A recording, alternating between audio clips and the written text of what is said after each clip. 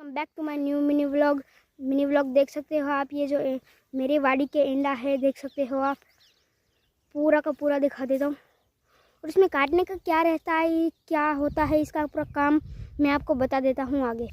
जैसे कि आप देख सकते हो, ये जो है, ये जो आपको दिख रहा है, इसमें इसको एक स्पेसिफिक कुछ कातर आती है, उससे काटना होता है। ये होता है, उसको काटना होता है ऐसे। देखो मैं एक तो ये है जो निकलता है, ये है, उसमें एक दो दिखा देता हूँ। ये देखो ऐसा होता है, कुछ ऐसा होता है, पूरा ढेर है इसका। और ये वीडियो अच्छा लगा हो तो लाइक सब्सक्राइब कर दिए, इसीलिए ऐसे वीडियो आपके पास सबसे पहले पहुँचे।